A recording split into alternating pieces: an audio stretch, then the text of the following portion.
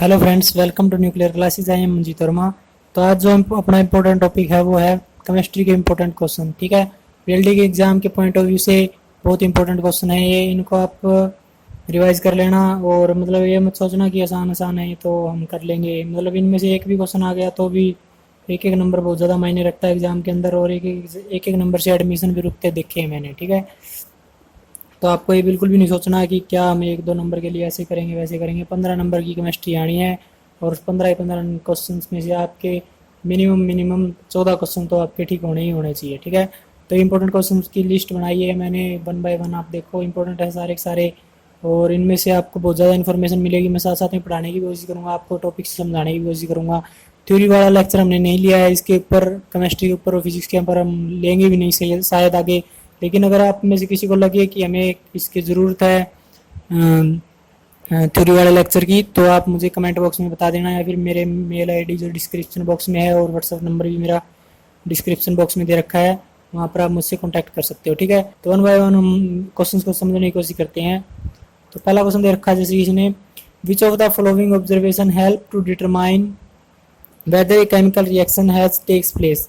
यानी कि एक केमिकल रिएक्शन हुई है तो उसके केमिकल रिएक्शन हुई है तो हमें मतलब क्या क्या ऑब्जर्वेशन उसके अंदर देखने को मिल सकती है। ठीक है, एक और इम्पोर्टेंट बात सबसे पहले, जो मतलब ये सेम वीडियो अगर आपको हिंदी मीडियम में चाहिए तो हिंदी मीडियम वाले बच्चे जिन्होंने मतलब इंग्लिश मीडियम से जो बच्चे नहीं हैं, जिन्होंने मतलब 10th हिंदी मीडियम से की थी, और अभी मतलब जो फिजिक्स साइंस वाले बच्चे हैं उनको तो ज़्यादा प्रॉब्लम नहीं होगी, लेकिन जो आर्ट्स से हैं कॉमर्स से हैं उनको मतलब इस चीज़ में ज़्यादा दिक्कत आ सकती है। ठीक है, तो सेम वीडियो भी मैं इसकी बना दूंगा, उसके अंदर मतलब मैं बात नहीं करूँगा, डायरेक्ट क्वेश्चन आएंगे उसके अंदर, हिंदी मीडियम में होंगे, आप उसको पढ़ लेना और देख लेना उस वीडियो को। ठीक है, हिंदी मीडियम वालों के लिए स्पेशल हो, और ये इंग्लिश मीडियम के लिए बात तो मैं हिंदी में कर ही रहा हूँ, मतलब समझाता हूँ सारा हिंदी में रहा हूँ, और जो लिख रखा हुआ इंग्लिश में ही है। ठीक है, तो ऐसी बात नहीं है, आपको इंग्लिश में भी समझ में आ जाएगा। ठीक है, तो स्टार्ट करते हैं वन बाय वन। तो इसने बोला है कि ये पहले क्वेश्चन के अंदर कि केमिकल रिएक्शन हुई है उसके लिए हमें क्या क्या ऑब्जर्वेशन देखने को मिलेगी। ठीक है, तो सबसे पहला देखा change in state and colour. यह क्वेश्चन आपने मतलब एनसीईआरटी के अंदर ही सेकंड पेज के ऊपर ही दे रखा है ये, मतलब कोई केमिकल रिएक्शन हुई है तो उसके अंदर क्या क्या हमें ऑब्जर्वेशन देखने को मिलेगी। ठीक है, तो सबसे पहले देखो चेंज इन स्टेट दे रखा है इसने, जैसे change in state and colour, मतलब किसी सब्सटेंस की स्टेट या यानी कि सॉलिड से गैस लिक्विड ऐसे बन गया, चेंज हो गया है, या फिर उसका कलर चेंज हो गया है, तो ये भी केमिकल रिएक्शन का एक हिंट है। और इवोल्यूशन ऑफ गैस, गैस का इवोल्यूशन होना, और फॉर्मेशन ऑफ प्रेसिपिटेट, प्रेसिपिटेट का बनना, चेंज इन टेम्परेचर, तो ये तीनों की तीनों ही ये इस बात को इंडिकेट करते हैं कि केमिकल रिएक्शन हुई है। ठीक है, तो नेक्स्ट पे चलते हैं हम।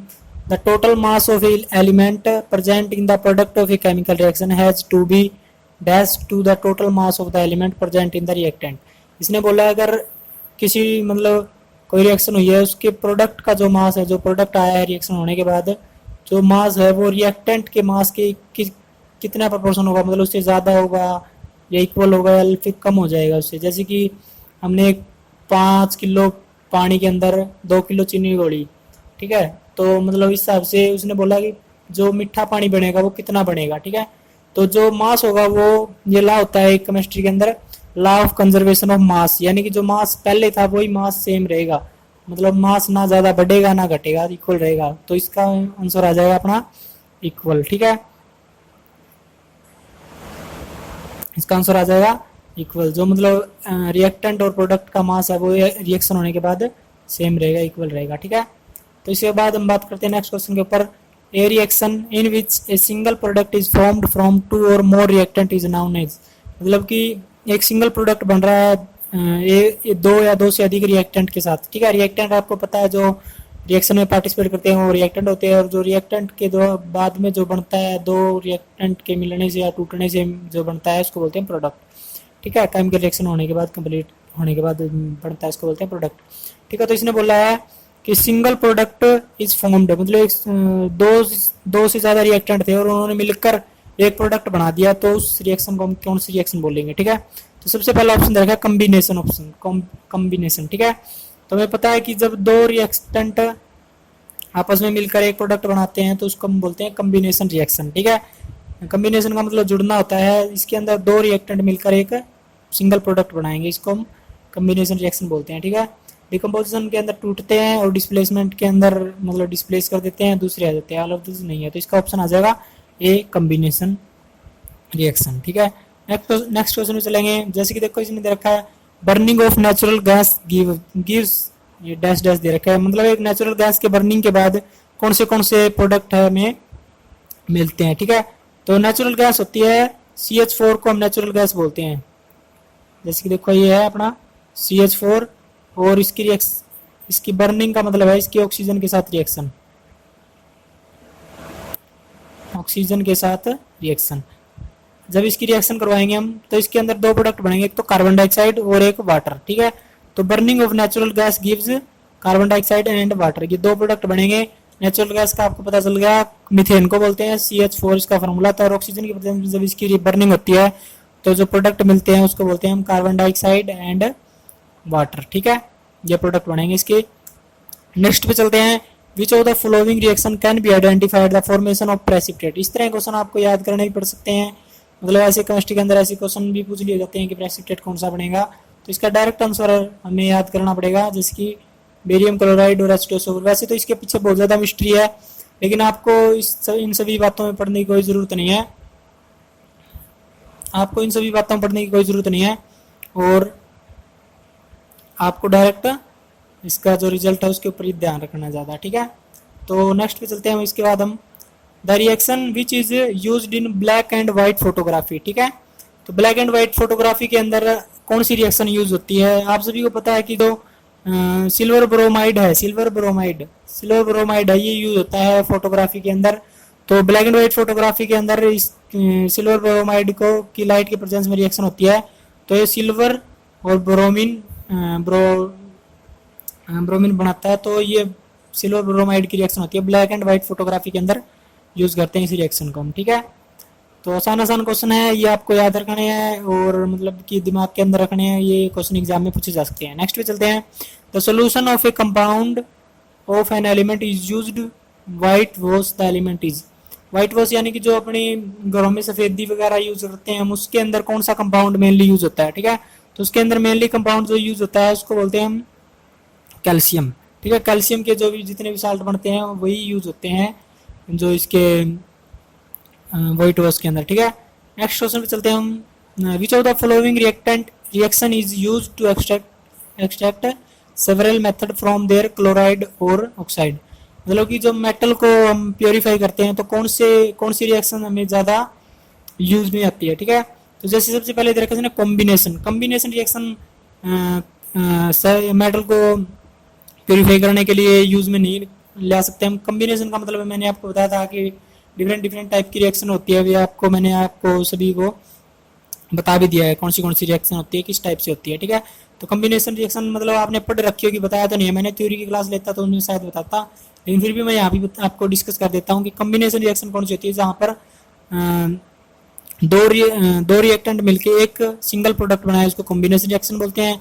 और डिकम्पोजिशन का मतलब एक रिएक्टेंट टूटकर दो या दो से अधिक प्रोडक्ट बनाए, उसको डिकम्पोजिशन रिएक्शन। और रिडक्शन का मतलब है किसी भी मतलब कोई भी कंपाउंड उससे ऑक्सीजन का हटना रिडक्शन कहलाता है। ठीक है, वैसे रिडक्शन की और भी ज़्यादा डीप में डेफिनेशन है, वो हम आगे डिस्कस करते रहेंगे। ठीक है, तो इस हिसाब से डिकम्पोजिशन और रिडक्शन इसका आंसर बन रहा है, क्योंकि जैसे डिकम्पोजिशन का मतलब होता है टूटना, यानी कि अगर मेटल का ऑक्साइड लेंगे हम, कोई मेटल का कोई भी कंपाउंड है, इम्प्योर है, जो क्लोराइड है फिर ऑक्साइड है, तो उसको हम डिकम्पोज यानी कि उसको तोड़ना पड़ेगा।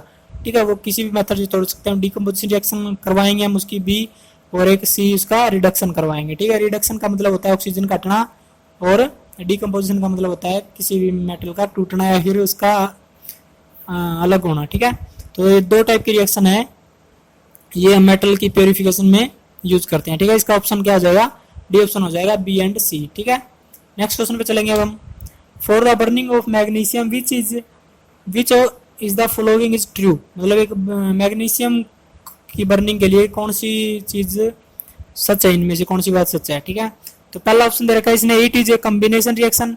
जैसे कि आपने मैग्नीशियम की और बर्निंग रिएक्शन आपने पढ़ी होगी एनसीईआरटी के अंदर पहले ही दे रखी, जैसे ये मैग्नीशियम है और मैग्नीशियम की हमें ऑक्सीजन के साथ रिएक्शन करवानी है ऐसे, और ये ऐसे कुछ बनता था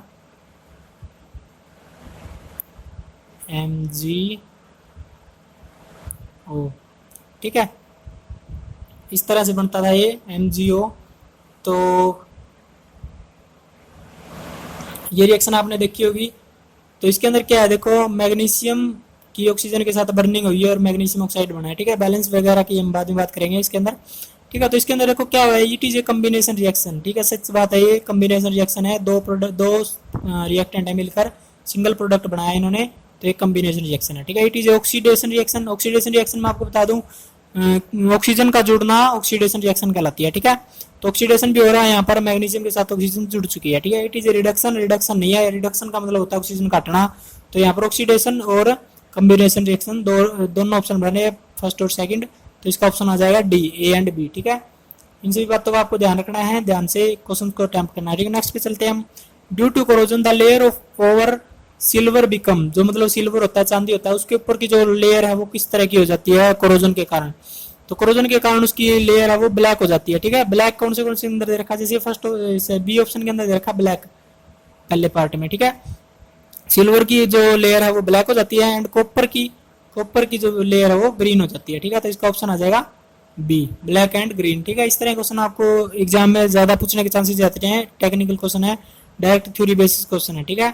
आपको 1 बाय 1 इनको ध्यान में रखना। नेक्स्ट पे चलेंगे अब, choose the correct statement in balance the equation we need, मतलब जो केमिकल इक्वेशन होती हैं, रिएक्शन होती हैं, उनको बैलेंस करने के लिए हम किस प्रोसीजर पर काम करते हैं, ठीक है। तो इसका ऑप्शन दे रखा है, जैसे इसने the correct molecular formula of reactant and product और रिएक्टेंट का करेक्ट मोलिकुलर फॉर्मूला होना चाहिए, या फिर balancing of number of atoms. चलो ज़्यादा तो वैसे ये भी सभी चीज़ें मायने रखती हैं, लेकिन हम इसके ऊपर जो मेनली फोकस रखते हैं वो balancing of number of atoms के ऊपर देखते हैं कि मतलब यहाँ पर अगर सोडियम के 2 मॉलिक्यूल है, जैसे कि यहाँ पर सोडियम के 2 मॉलिक्यूल है, तो नेक्स्ट भी रिएक्शन के अंदर सोडियम के 2 ही मॉलिक्यूल रहने चाहिए, ठीक है। वो किसी फॉर्म में हो सकते हैं, गैस में हो, लिक्विड में हो, कैसी भी हो, किसी दूसरे कंपाउंड के साथ हो, लेकिन वो जो नंबर ऑफ एटम हो वो सेम रहने चाहिए, नंबर ऑफ एटम चेंज नहीं होने चाहिए, ठीक है। इसी को हम law of conservation of mass भी बोल सकते हैं। तो इसका ऑप्शन आ जाएगा balancing of number of atoms, ठीक है। नेक्स्ट पे चलेंगे अब हम, which of the following is a redox reaction. Redox reaction कौन सी होती है, रिडॉक्स रिएक्शन वो रिएक्शन होती है जिसके अंदर ऑक्सीडेशन और रिडक्शन दोनों साथ साथ में होते हैं, ठीक है। ऑक्सीडेशन का मतलब होता है ऑक्सीजन का जुड़ना, और रिडक्शन का मतलब होता है ऑक्सीजन का हटना। जैसे कि हम डायरेक्ट टाइम वेस्ट नहीं करते हुए, जैसे कि डायरेक्ट देखेंगे हम, ऑप्शन डी इसका ऑप्शन है। जैसे कि जो आयरन ऑक्साइड है Fe2O3 और एक एल्यूमिनियम की रिएक्शन है, इसके अंदर देखो जो प्रोडक्ट तो देखोगे आप, तो आयरन है वो ऑक्सीजन, आयरन की ऑक्सीजन हट गई है, ठीक है। तो आयरन का क्या हो गया है, रिडक्शन हो गया है। और इसी तरह से जो एल्यूमिनियम है, एल्यूमिनियम के साथ क्या हुआ है कि जो एल्यूमिनियम के साथ ऑक्सीजन जुड़ गई है, एल्यूमिनियम के साथ क्या हो गया, ऑक्सीजन जुड़ गई है, तो एल्यूमिनियम का ऑक्सीडेशन हो गया। तो इस हिसाब से जो ये रिएक्शन कौन सी होगी, रिडॉक्स रिएक्शन, जिसके अंदर ऑक्सीडेशन एंड रिडक्शन साथ साथ में हो रहा है, इसको बोलते हैं हम रिडक्शन रिएक्शन, ठीक है। तो नेक्स्ट पे चलेंगे हम, देखो जैसे कि इसमें दे रखा है the tendency to donate the electron is called, यानी कि इलेक्ट्रॉन देने की जो क्षमता है उसको हम क्या बोलते हैं, ठीक है। इलेक्ट्रॉन देने की मतलब इलेक्ट्रॉन देना और ऑक्सीजन का जुड़ना सेम ही बात है, क्योंकि ऑक्सीजन होती है वो इलेक्ट्रोनेगेटिव होती है, ठीक है। जैसे कि आप सभी को पता है, जैसे ऑक्सीजन है, ऑक्सीजन की जो स्टेट होती है वो -2 होती है, यानी कि 2 इलेक्ट्रॉन वो लेना पसंद करती है, ठीक है।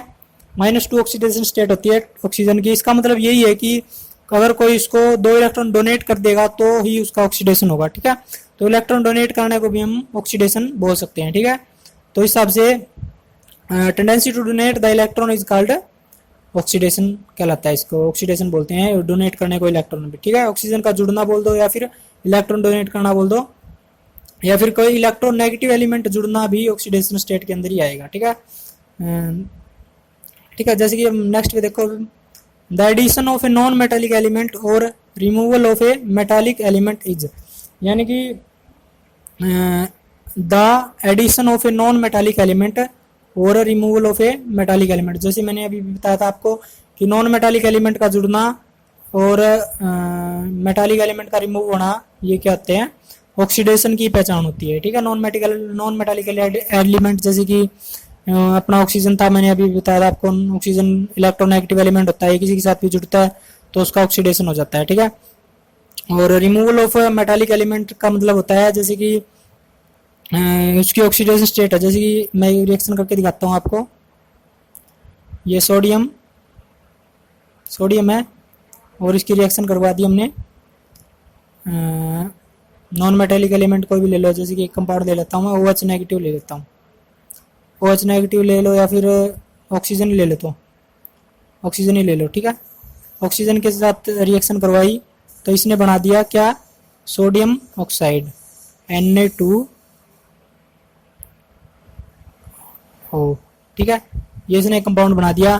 तो इसके अंदर आप देखो जैसे कि ये नॉन मेटेलिक एलिमेंट का एडिशन हुआ तो क्या हो गया, ऑक्सीडेशन हो गया, क्योंकि यहाँ पर जो इसकी स्टेट है वो कितनी होगी, +1 ऑक्सीडेशन स्टेट है और इसकी -2 है, नीचे 2 लगा हुआ है इसलिए बैलेंस हो जाएगी दोनों की दोनों ऑक्सीडेशन स्टेट, ठीक है।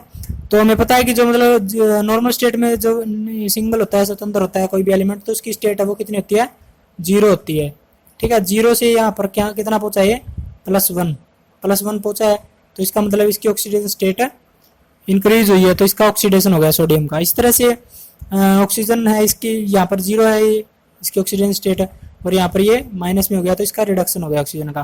तो इसका मतलब ये है कि नॉन मेटेलिक एलिमेंट का जुड़ना क्या कहलाएगा, ऑक्सीडेशन, ठीक है। और इसी तरह से अगर removal of non metallic element, इससे हम क्या समझेंगे, जैसे कि ये कंपाउंड है हमारा सोडियम ऑक्साइड, समझ में आ गई बात, और इसको हम रिमूव करेंगे, सोडियम को रिमूव करेंगे यहाँ से, तो ये एग्जैक्ट रिवर्स रिएक्शन हो जाएगी और इसके अंदर क्या बन जाएगा, सोडियम अलग बन जाएगा और ऑक्सीजन अलग बन जाएगा। तो यहाँ से हम क्या समझेंगे कि ऑक्सीजन की जो ऑक्सीजन स्टेट थी वो कितनी थी, -2 थी, और यहाँ से 0 हो गई, यानी -2 से 0 हो गई, यानी कि बढ़ गई, ठीक है। तो इस हिसाब से ये भी क्या हो गया, ऑक्सीडेशन हो गया, ठीक है। ज्यादा कंफ्यूज होने की जरूरत नहीं है, आप इतना बस याद रख लो कि नॉन मेटालिक एलिमेंट का जुड़ना और मेटालिक एलिमेंट का रिमूव होना ऑक्सीडेशन कहलाता है, ठीक है। इसका आंसर आ जाएगा ऑक्सीडेशन, ठीक है। ज्यादा दिमाग खराब करने की जरूरत नहीं है, 2-4 पॉइंट है बस, आप समझ जाओगे आसानी से। एक तो ऑक्सीजन का जुड़ना, नॉन मेटालिक एलिमेंट बोल दो या फिर इलेक्ट्रोनेगेटिव एलिमेंट बोल दो, उनका जुड़ना क्या होता है, ऑक्सीडेशन होता है, ठीक है। नेक्स्ट पे चलेंगे हम, ज्यादा कंफ्यूज मत होना, कंफ्यूज हो जाए तो छोड़ देना, ठीक है। समझ में आया तो एक बार और दोबारा ट्राई कर लेना, मतलब बस इतना से याद रखना आप ऑक्सीडेशन के लिए कि ऑक्सीजन का जुड़ना ही ऑक्सीडेशन स्टेट होता है, और ऑक्सीजन का जुड़ने का मतलब यही है कि इलेक्ट्रॉन को डोनेट करना, ठीक है। जो एलिमेंट इलेक्ट्रॉन को डोनेट करेगा वो इसका ऑक्सीडेशन हो जाएगा, ठीक है। नेक्स्ट चलेंगे हम, the catalyst is a substance through which the rate of chemical reaction is, मतलब कैटलिस्ट क्या होते हैं, कैटलिस्ट वो सब्सटेंसेस होते हैं जो केमिकल रिएक्शन को इंक्रीज या फिर डिक्रीज कर सकते हैं, ठीक है। खुद भी रिएक्शन में भाग नहीं लेते हैं, लेकिन जो केमिकल रिएक्शन हो रही है उसको कंट्रोल में कर सकते हैं, इंक्रीज कर सकते हैं, डिक्रीज कर सकते हैं। तो इसका आंसर क्या हो जाएगा, इंक्रीज और डिक्रीज या फिर चेंज कर सकते हैं उसकी रिएक्शन को, स्पीड उसकी चेंज कर सकते हैं, तो इसका आंसर आ जाएगा चेंज, स्पीड ऑफ रिएक्शन को चेंज कर सकते हैं, रेट ऑफ रिएक्शन को, ठीक है। नेक्स्ट चलेंगे हम, the antioxidant which are use to prevent rancidity in food, मतलब फूड होता है उसके अंदर जो स्मेल सी हो जाती है, खट्टे वगैरह हो जाते हैं फूड और फंगस वगैरह हो जाती है, तो उन खराब होने से बचाने के लिए कौन से एंटीऑक्सीडेंट यूज किए जाते हैं, ठीक है। तो सभी के सभी ऑक्सीडेंट यूज किए जाते हैं, इसके में दे रखा है BH, BHT, TBHQ और PG, ये सारे ऑक्सीडेंट यूज किए जाते हैं, तो इसका आंसर आ जाएगा डी। इस तरह क्वेश्चन आपको याद रख लेने हैं, थोड़े बहुत इंपॉर्टेंट क्वेश्चन है, एग्जाम में पूछे भी जा सकते हैं, कोई भरोसा नहीं यूनिवर्सिटी का। आगे क्वेश्चन में नेक्स्ट पे चलेंगे हम, the chemical equation are balance to satisfy one of the following law in chemical reaction, this is known as, मतलब केमिकल रिएक्शन को बैलेंस करने के लिए कौन से लॉ फॉलो करने पड़ते हैं, ठीक है। वैसे तो केमिकल रिएक्शन को बहुत सारे लॉ फॉलो करने पड़ते हैं, लेकिन हम यहाँ पर जो लॉ के ऑप्शंस के हिसाब से देखेंगे तो इसमें सेकंड ऑप्शन है law of conservation of mass, जो मैंने आपको अभी थोड़ी देर पहले ही बताया था कि लॉ ऑफ कंजर्वेशन के मास के हिसाब से जो मतलब मास ऑफ रिएक्टेंट और प्रोडक्ट है वो सेम रहता है, ठीक है। तो इसका आंसर हो जाएगा law of conservation of mass, इसको फॉलो करती है केमिकल रिएक्शन को बैलेंस करते टाइम, ठीक है। नेक्स्ट पे चलेंगे, the hydrogen burning process is directly associated with, मतलब हाइड्रोजन का जलना या फिर बर्न होना क्या कहलाता है। हाइड्रोजन का जलने का मतलब क्या है, जलने का मतलब ये होता है कि उसके ऑक्सीजन के साथ रिएक्शन कर दो, हाइड्रोजन का ऑक्सीजन के साथ बर्न होना, इसका मतलब है हाइड्रोजन का क्या हो गया, ऑक्सीडेशन हो गया। आगे बस में क्या बन गया, H2O,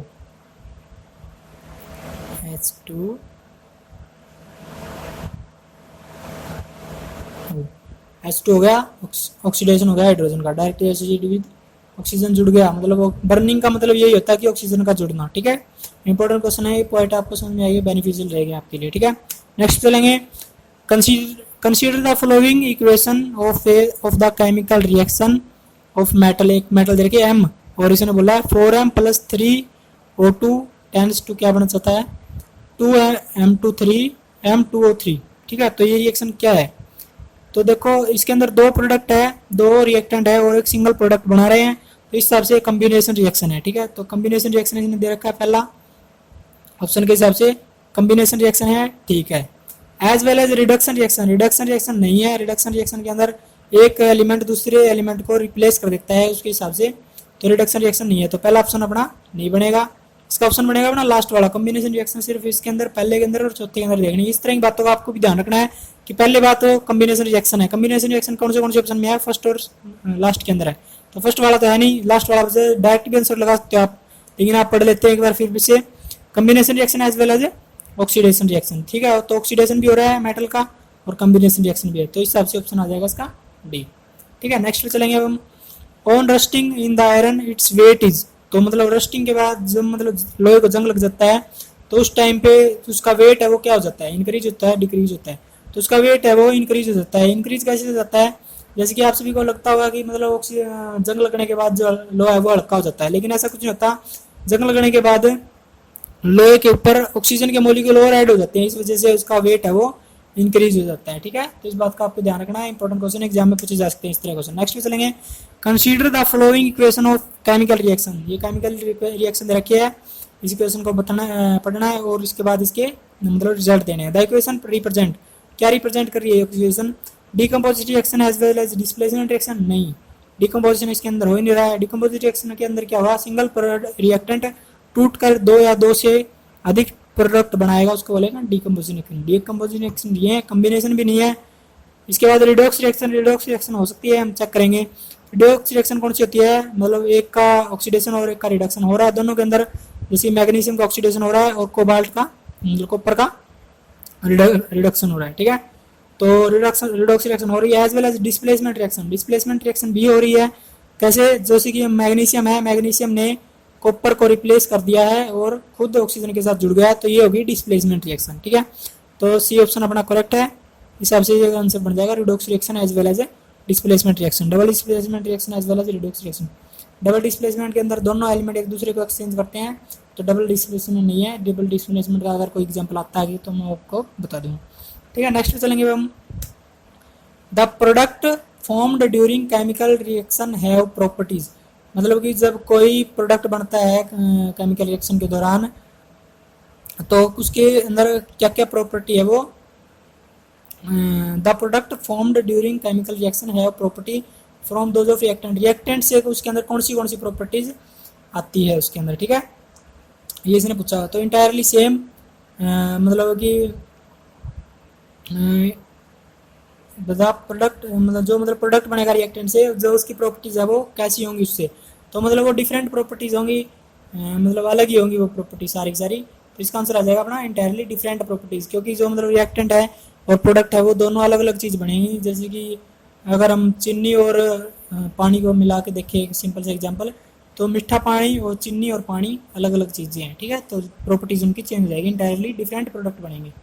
ठीक है, नेक्स्ट पे चलेंगे अब हम, before burning in air magnesium ribbon is cleaned bye rubbing with A sand paper two remove protective layer of, मतलब प्रोटेक्टिव लेयर जो मतलब मैग्नीशियम रिबन है उसको अगर हम खुला छोड़ देते हैं तो उसके ऊपर मैग्नीशियम कार्बोनेट की एक लेयर बन जाती है, और इसीलिए जब उसको बर्न करते हैं उससे पहले उसको जो रेगमार बोलते हैं उससे हम उसको रिबन को साफ करते हैं बर्न करने से पहले। तो इसका आंसर जैसे कि इसने पहले दे रखा है, बेसिक मैग्नीशियम कार्बोनेट की लेयर जमा हो जाती है, उसको हम हटाते हैं इस सैंड पेपर के द्वारा। ठीक है, रेगमार भी बोलते हैं इसको हम। नेक्स्ट पे चलेंगे, choose right option, right option choose करना है। The nature identity of the initial substance does not change in the chemical reaction, तो मतलब इसने बोला है कि जो nature and identity of initial substance है, इनिशियल सब्सटेंस की जो नेचर है और केमिकल रिएक्शन के दौरान वो चेंज हो जाती है कि नहीं चेंज होती, नॉट चेंज बोल रखा है इसने, तो चेंज हो जाती है, तो ये पहला ऑप्शन इसका गलत है। राइट ऑप्शन चूज करने के लिए बोला है। ये बात को भी आपको ध्यान में रखना है कि राइट ऑप्शन बोला है कि रॉन्ग आंसर बोला है, मतलब विच of the following is not correct, इस तरह के क्वेश्चन भी पूछ लिए जाते हैं एग्जाम में, तो आप को इन सभी बातों का भी ध्यान रखना है। नेक्स्ट क्वेश्चन पूछा है इसने, ripening of fruit and process of respiration और केमिकल रिएक्शन। ठीक है, रेस्पिरेशन की प्रोसेस और रैपनिंग के फ्रूट दोनों की दोनों केमिकल रिएक्शन है। ठीक है, तो दोनों की दोनों केमिकल रिएक्शन है, करेक्ट आंसर है दोनों की दोनों केमिकल रिएक्शन। नेक्स्ट पे नहीं चलेंगे, ऑल ऑफ करेक्ट नहीं हो सकता क्योंकि पहला ही ऑप्शन अपना गलत हो चुका है। ठीक है, metalling of ice is chemical reaction, chemical नहीं होती है, फिजिकल रिएक्शन होती है। ठीक है, नेक्स्ट पे चलेंगे अब हम, the chemical reaction between sulphur dioxide gas and acidified potassium dichromate solution is characterised by change in colour from this to this. तो इस जो सल्फर डाइऑक्साइड गैस होती है उसका जो कलर होता है वो ऑरेंज कलर होता है। ठीक है, ऑरेंज कलर से वो किसके अंदर चेंज हुआ है, पोटासियम डाइक्रोमेट K2Cr2O7। ठीक है, तो इसका किस में चेंज होता है, ग्रीन में, तो इसका आंसर हो जाएगा ऑरेंज टू ग्रीन। इस तरह क्वेश्चन आपको याद रखने हैं, एग्जाम में कम चांसेस है पूछने के, लेकिन फिर भी आप अपने थोड़ा सा दिमाग में रखना। ठीक है, नेक्स्ट पे चलेंगे अब हम, calcium oxide is known as, calcium oxide को हम क्या बोलते हैं, लाइम यानी कि चुनाई बोल सकते हैं, क्विक लाइम बुझा हुआ चुनाई बोल सकते हैं, कैल्शियम ऑक्साइड जो इसका रासायनिक नेम है उसको बोल सकते हैं। तो इसका आंसर आ जाएगा सभी के सभी इसका ऑप्शन में आ जाएंगे। ठीक है, नेक्स्ट पे चलेंगे हम, formula of shell of egg, egg की जो सेल होती है बाहर वाली, उस सेल का फॉर्मूला क्या होता है, उस सेल का फॉर्मूला होता है कैल्शियम कार्बोनेट। एग्जाम में पूछा जा सकता है क्वेश्चन, आपको ध्यान रखना है फॉर्मूले और बेस्ड जितने भी क्वेश्चन है सभी चीज़ों के आपको फॉर्मूले मैक्सिमम याद होने चाहिए। ठीक है, एग्जाम में डायरेक्ट पूछ लिए जाते हैं इस तरह के क्वेश्चन। नेक्स्ट पे चलेंगे, the chemical reaction between zinc and dash is characterised by the evolution of hydrogen gas, hydrogen gas को इवोल्यूशन किसके द्वारा पहचाना जा सकता है, मतलब जिंक की रिएक्शन करवानी है तो कंसंट्रेटेड एसिड के साथ निकलवाते हैं। हमें पता है कि हाइड्रोजन गैस मेटल के साथ रिएक्शन करने के बाद निकलती है, तो जिंक मेटल है और हमें जो भी ऑप्शन दे रखा है वो एसिड के अंदर होना चाहिए, लेकिन इसके अंदर तीन ऑप्शन एसिड दे रखे हैं, लेकिन तीनों में इसमें दे रखा कंसंट्रेटेड सल्फ्यूरिक एसिड और कंसंट्रेटेड हाइड्रोक्लोरिक एसिड, इनमें से कोई भी ऑप्शन नहीं होगा। डाइल्यूटेड सल्फ्यूरिक एसिड के साथ रिएक्शन करेगा जिंक, तब हाइड्रोजन गैस निकलेगी। ठीक है, तो इसका आंसर हो जाएगा डाइल्यूटेड सल्फ्यूरिक एसिड। ठीक है, डायरेक्ट नेक्स्ट पे चलेंगे अब हम, which of the following in an example of exothermic reaction, exothermic reaction का कौन सा एग्जांपल है, combustion of magnesium wire, respiration, अच्छा कंबसन रिएक्शन, ये तीनों कंबसन का मतलब जलना ही होता है, तो सभी की सभी क्या है, एक्सोथर्मिक रिएक्शन है। ठीक है,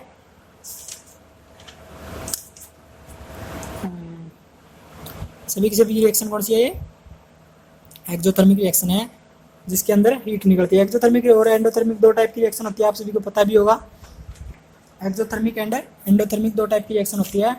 तो एक्सोथर्मिक रिएक्शन वो होती है जिसके अंदर हीट इवोल्व होती है, मतलब निकलती है बाहर, और एंडोथर्मिक रिएक्शन के अंदर हमें हीट को अंदर इंसर्ट करवाना पड़ता है, मतलब एंडोथर्मिक रिएक्शन जब होती है जब हम उसको हीट देते हैं। ठीक है, नेक्स्ट पे चलेंगे, विच of the following is an example of endothermic reaction, endothermic reaction कौन सी होती है, एंडोथर्मिक रिएक्शन के अंदर हमें बाहर से हीट उसको प्रोवाइड करवानी पड़ती है रिएक्शन को, तब रिएक्शन होती है। तो जैसे कि डीकम्पोजिशन रिएक्शन है, मतलब डीकम्पोजिशन मतलब तोड़ना, किसी चीज को तोड़ने के लिए हमें बाहर से हीट की जरूरत पड़ती है, तो डीकम्पोजिशन रिएक्शन एंडोथर्मिक रिएक्शन होती है।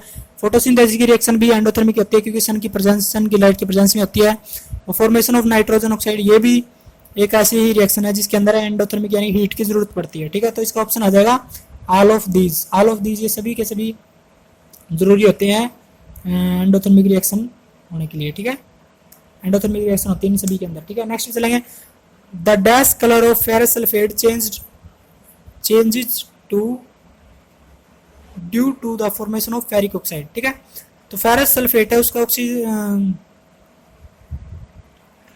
उसका चेंज होता है, कलर कैसे चेंज हुआ है उसका वो देखना है। जैसे देखो इसने बोला the dash colour of ferrous sulphate, ferrous sulphate है, फेरस सल्फेट एक्चुअल में होता है ग्रीन कलर का। ठीक है, ग्रीन कलर का था फेरस सल्फेट का, और उसके बाद इसने बना दिया फेरिक ऑक्साइड, फेरिक ऑक्साइड यानी जंग वगैरह सा डायरेक्ट।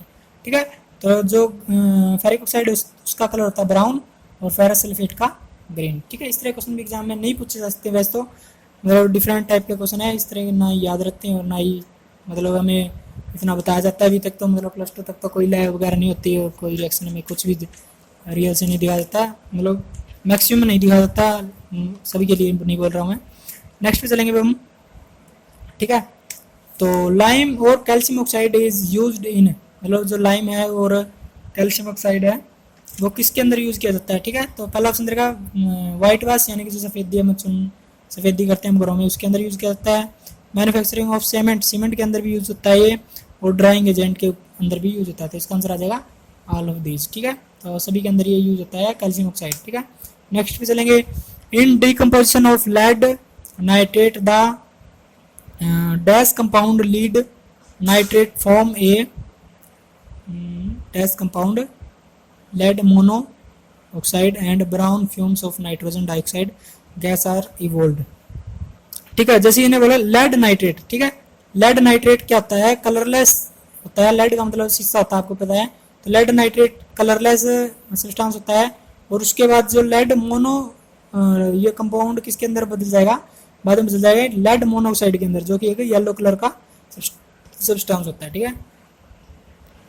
इन सभी बातों का आपको ध्यान रखना है, मतलब आपको याद रखना है। जैसे कि इसने ऐसे यहाँ पर बोलते हैं brown fume of nitrogen oxide, तो आपको यहाँ से एक बात याद होनी चाहिए कि नाइट्रोजन डाइऑक्साइड की जो फ्यूम होती है वो किस कलर की होती है, ब्राउन कलर की होती है, ठीक है। इस तरह से एग्जाम में क्वेश्चन पूछ लिए जाते हैं कई बार। नेक्स्ट पे चलेंगे हम, वीडियो थोड़ी ज़्यादा लंबी हो रही है, इसके लिए सॉरी, लेकिन हमें पढ़ना तो पड़ेगा, ठीक है। रोके पढ़ो या हंस के पढ़ो। नेक्स्ट पे चलेंगे, the digestion of food in the body is an example of, मतलब जो डाइजेशन होता है अपने फूड का डाइजेशन होता है अपने शरीर के अंदर, वो किसका एग्जाम्पल होता है, डिकम्पोजिशन का डिकम्पोजिशन का एग्जाम्पल होता है। यस, क्योंकि डिकम्पोजिशन का मतलब टूटना होता है और फूड हमारे अंदर जाकर टुकड़ों में टूट जाता है, ठीक है। और इस तरह से एंडोथर्मिक रिएक्शन, मतलब डाइजेशन करने के लिए भी हमें हीट की जरूरत पड़ती है, एनर्जी की जरूरत पड़ती है, तो एंडोथर्मिक रिएक्शन भी होती है, ठीक है।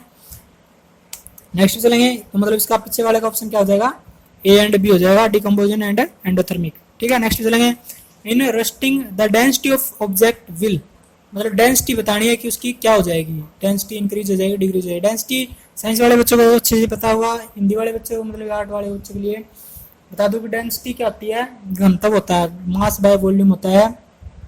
तो डेंसिटी डायरेक्टली प्रोपोर्शनल किसकी होती है, डेंसिटी डायरेक्टली प्रोपोर्शनल या फिर इक्वल बोल दो आप, मास बाय वॉल्यूम, यानी जितना मास ज़्यादा होगा उतनी डेंसिटी ज़्यादा होगी, ठीक है। तो रस्टिंग के दौरान क्या होता है कि मास तो सेम रहता है, मतलब मास तो इंक्रीज हो जाता है, लेकिन वॉल्यूम भी इंक्रीज हो जाता है, वॉल्यूम उसका बढ़ जाता है उसके बाद एयर वगैरह के कारण। तो जो डेंसिटी है वो क्या हो जाती है, कम हो जाती है, गो डाउन, ठीक है। तो डेंसिटी उसकी कम हो जाती है किसी भी रस्टिंग होने के बाद। जैसे कि जो लोहा होता है जंग लगने के बाद वो हल्का हल्का हो जाता है, तो डेंसिटी उसकी कम हो जाती है, ठीक है। तो नेक्स्ट पे चलेंगे हम, when fat and oils are dash then they become rancid, मतलब जब उनका ऑक्सीडेशन हो जाता है तो वे रैंसिड बन जाते हैं, विगत गंधिता बोलते हैं, उनके अंदर स्मेल वगैरह आनी शुरू हो जाती है, ठीक है। नेक्स्ट पे चलेंगे हम, KClO3 रिप्रेजेंट करता है KCl plus O3 O2 is, ये कौन सी रिएक्शन है, ये पूछा इसने, कॉम्बिनेशन रिएक्शन नहीं है, डिकम्पोजिशन रिएक्शन है, ठीक है। पता चल रहा है आपको साफ, एक प्रोडक्ट है वो दो से दो के अंदर, एक रिएक्टेंट दो के अंदर बदल रहा है, ये एक प्रोडक्ट है, ये एक रिएक्टेंट है और ये दो प्रोडक्ट बन रहे हैं, तो डिकम्पोजिशन यानी कि टूट रहे हैं, ठीक है। नेक्स्ट पे चलेंगे, आयरन प्लस में वाटर की रिएक्शन है, जंग वाली रिएक्शन है, तो H2O गैस निकल गई। तो इसने पूछा कि ये कौन सी रिएक्शन है, तो ये कौन सी रिएक्शन है, कॉम्बिनेशन रिएक्शन नहीं है, डिकम्पोजिशन रिएक्शन भी नहीं है, आइसोमराइजेशन भी नहीं है, डिस्प्लेसमेंट रिएक्शन है, ठीक है। क्यों, कैसे कि जो आयरन है इसने हाइड्रोजन को यहाँ से डिस्प्लेस कर दिया है और खुद यहाँ पर आकर जुड़ गया है, ठीक है, हाइड्रोजन आउट हो गया है यहाँ से, ठीक है। तो इसने डिस्प्लेस कर दिया है हाइड्रोजन को, तो ये डिस्प्लेसमेंट रिएक्शन है। नेक्स्ट पे चलेंगे, magnesium plus oxygen magnesium oxide is a, किस टाइप की रिएक्शन है, सकल्टन रिएक्शन है। सकल्टन का मतलब है जो रिएक्शन बैलेंस नहीं की गई हो, जैसे कि यहाँ पर ऑक्सीजन के 2 मॉलिक्यूल और यहाँ पर सिंगल मॉलिक्यूल है, तो ये बैलेंस रिएक्शन नहीं है। बैलेंस करने के लिए हमें क्या करना पड़ेगा, यहाँ पर 2 लगाना पड़ेगा और यहाँ पर 2 लगाना पड़ेगा, ठीक है। तो ये सकल्टन रिएक्शन है, अगर हम इनको नहीं लगाते हैं, जैसे मैं हटा देता हूँ ये, तो ये कौन सी रिएक्शन है, सकल्टन रिएक्शन बोलते हैं हम इसको। जो अनबैलेंस्ड रिएक्शन होती है उसको बोलते हैं हम सकल्टन रिएक्शन, ठीक है। नेक्स्ट पे चलेंगे हम, the balanced equation in the following इनके अंदर बैलेंस्ड इक्वेशन बतानी है कौन सी है, ठीक है। तो मतलब मैंने जो आपको बताया था कि जो आइटम है वो सेम रहनी चाहिए, जितने नंबर वहाँ पर उतने ही वहाँ पर। जैसे आयरन टू है जो लास्ट वाला देखें, आयरन 2 है, यहाँ पर भी 2 है। ऑक्सीजन कितनी है, ऑक्सीजन यहाँ पर कितनी है, 1 है, यहाँ पर 3 है, ठीक है। तो ये थर्ड वाला ऑप्शन है, इसका आंसर 3 है। 3 बैलेंस्ड है इनमें से, तीनों में से, ठीक है। तो आप सभी को एक बात ध्यान में रखना, कैसे बैलेंस होती है, सभी के सभी एलिमेंट इक्वल होने चाहिए, ठीक है। और इसके साथ साथ मैं आपको बता दूं कि अगर आपको बैलेंस करनी भी पड़ जाए एग्जाम के अंदर, तो आप सबसे पहले जो सेंट्रल एलिमेंट है, जो बड़े एलिमेंट जैसे आयरन, इसके अंदर सेंट्रल एलिमेंट है, तो सेंट्रल एलिमेंट को सबसे पहले आप बैलेंस करोगे, और उसके बाद आप ऑक्सीजन को बैलेंस करोगे, और उसके बाद आप हाइड्रोजन को बैलेंस करोगे, तो अपने आप रिएक्शन है वो बैलेंस हो जाएगी, ठीक है। नेक्स्ट, और बाकी जो मतलब इस तरह क्वेश्चन पूछ लिया जाए तो डायरेक्ट आप ऑप्शन पे जाने की कोशिश करना। अगर आप ऑप्शन वाले जो इसके अंदर एग्जैक्ट बैठ रहे हैं सही, तो इस हिसाब से आपका आंसर सही है, ठीक है। नेक्स्ट पे चलेंगे, the element whose oxidation state is same in its every compound. The element जिसकी ऑक्सीडेशन स्टेट है वो सेम रहती है उसके हर एक कंपाउंड के अंदर, ठीक है। तो ऑक्सीडेशन स्टेट मैंने आपको बता दिया कि एलिमेंट की इलेक्ट्रॉन लेने की या फिर देने की जो टेंडेंसी होती है उसको ऑक्सीडेशन स्टेट बोलते हैं, ठीक है। तो सभी एलिमेंट उनकी ऑक्सीडेशन स्टेट सेम नहीं होती है, चेंज होती रहती है। जिसकी ऑक्सीजन को मान के चलो, हम ऑक्सीजन की ऑक्सीजन स्टेट हम -2 मानते हैं, लेकिन कई कंपाउंड वो ऐसी बनाते हैं जिसके अंदर वो पॉजिटिव भी बिहेव करती है। जैसे ऑक्सीजन का कंपाउंड अगर आप फ्लोरीन के साथ देखोगे या फिर क्लोरीन के साथ देखोगे, तो वहाँ पर वो इलेक्ट्रोपॉजिटिव एलिमेंट के रूप में भी काम कर रही है। यानी कि ऑक्सीजन की जो ऑक्सीडेशन स्टेट है वो वेरी करती रहती है, सभी की करती रहती है। एक सिंगल कंपाउंड है जिसकी ऑक्सीडेशन स्टेट सेम रहती है, तो उसकी वो कंपाउंड कौन सा है, वो कंपाउंड है फ्लोरीन। फ्लोरीन की ऑक्सीडेशन स्टेट है वो सेम रहती है, -1, यूनिवर्सल है ये, ठीक है। इसकी ऑक्सीजन स्टेट चेंज नहीं होती है, फ्लोरीन की ऑक्सीजन स्टेट हमेशा -1 रहती है, ठीक है। एग्जाम में के पॉइंट ऑफ व्यू से बहुत इंपॉर्टेंट क्वेश्चन है, एग्जाम में पूछा जा सकता है, इसको आप ध्यान से कर लेना, ठीक है। नेक्स्ट पे चलेंगे, सिंबल दिस रिप्रेजेंट, मतलब ये सिंबल है किसको रिप्रेजेंट करता है, गैसीय स्टेट को रिप्रेजेंट करने के लिए इस सिंबल का यूज किया जाता है, ठीक है। गैसीय स्टेट के लिए इस सिंबल का मतलब ऊपर की तरफ है, रिलीज हो रही है। नेक्स्ट पे चलेंगे, वह H2O प्लस O2 H2O बना रहा है, ये कौन सी रिएक्शन है, ये कॉम्बिनेशन रिएक्शन है, साफ साफ दिखाई दे रही है। दो रिएक्टेंट है, दो रिएक्टेंट मिलकर एक सिंगल प्रोडक्ट बना रहे हैं, तो ये कॉम्बिनेशन रिएक्शन है। नेक्स्ट पे चलेंगे, metal which is more reactive than copper, copper से कौन सी मेटल है वो ज़्यादा रिएक्टिव है, ठीक है। सारी की सारी मेटल कॉपर से रिएक्टिव है, इनमें से आयरन, लेड और जिंक, सारी की सारी रिएक्शन, सारी की सारी मेटल है कॉपर से ज़्यादा रिएक्टिव है, ठीक है। कॉपर लेस रिएक्टिव मेटल होता है क्योंकि उसकी जो मतलब सेल के इलेक्ट्रॉन होते हैं वो हाफ फील्ड ऐसे होते हैं कुछ, ठीक है। साइंस वाले बच्चों को अच्छे से पता होगा, लेकिन आपको ध्यान रखना बस ये थोड़ा सा। नेक्स्ट चलेंगे हम, जैसे कि देखो, when zinc piece are added to dilute sulphuric acid a dash reaction takes place. तो जब आप जिंक को सल्फ्यूरिक एसिड के अंदर डालोगे तो कौन सी रिएक्शन होगी, इसके अंदर क्या होगा, जो जिंक है वो dilute sulphuric acid H2SO4 hydrogen को वहाँ से रिप्लेस कर देगा जिंक। जैसे कि मैं आपको रिएक्शन लिख के दिखा देता हूँ। जैसे ये जिंक है और ये रिएक्शन करवाएगा आप H2SO4 के साथ। सल्फ्यूरिक एसिड का फॉर्मूला आता है H2SO4,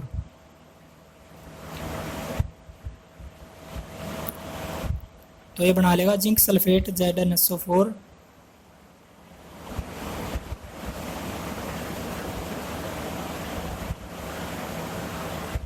प्लस में H2,